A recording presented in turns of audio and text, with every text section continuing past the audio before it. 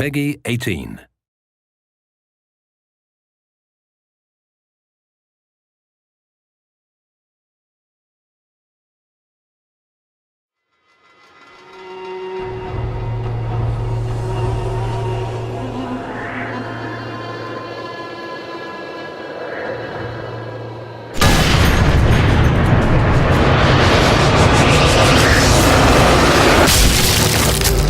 The kill cam is a key part of Sniper Elite. We introduced it in the first game as a way to track the bullet in slow motion from the player's gun all the way to their target.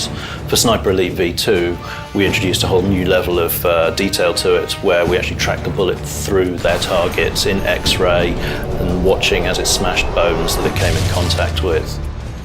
And for Sniper Elite 3, we want to take it a step further to really take advantage of the power of the new consoles and what we can do on PC.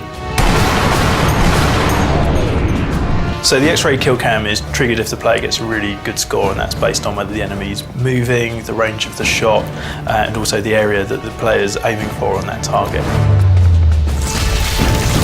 So within the Sniper Elite franchise, the kill cam really gives us a chance to experiment a bit more with the sound while the rest of the game stays relatively realistic. We took the sounds of cars and aeroplanes and other high-speed vehicles, laid them on top of each other, stretched them out, played with the pitch, really kind of conveyed that feeling of speed and the fact that you were travelling with that bullet. The kill cam is kind of like, think of it as layers of an onion, and you're peeling those away, and the X-ray is all about the bullet travelling through.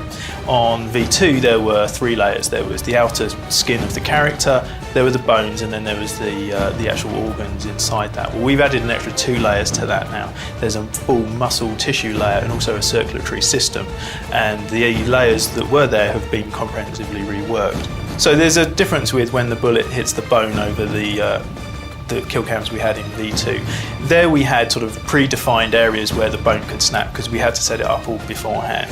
But now the bone can actually fracture dynamically, so the fracture will occur in the bone at the exact point of impact with the bullet. We now actually have 3D mesh particles as well, so there are blobs of blood which will come out, which again, instead of just being little 2D images which are laid onto the screen, these are actually 3-dimensional, give more shape. So the whole thing sort of just comes together to give you a greater sense of the bone shattering in a more realistic manner. One of the key reasons for going into all that detail is to illustrate why people were so frightened of snipers in World War II, or indeed in any conflict. The damage done by a sniper bullet is considerable, and so we're not flinching away from that, and we're showing to the player what it is that they are doing, playing as Carl Fairburn himself, the elite sniper, why the enemy is so frightened of him.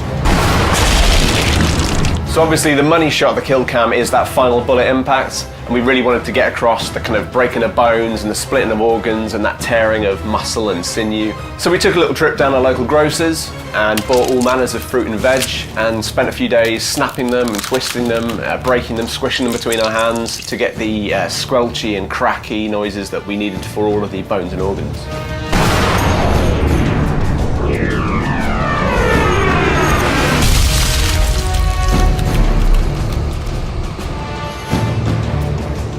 In addition to the extra detail we've added into the human targets for the kill cam, we're also this time around introducing vehicle kill cams. So some of the vehicle adversaries you come across in the game, like half-tracks and trucks and tanks, we're actually showing those in intricate detail as the bullet passes into them and you take them out with a well-placed shot.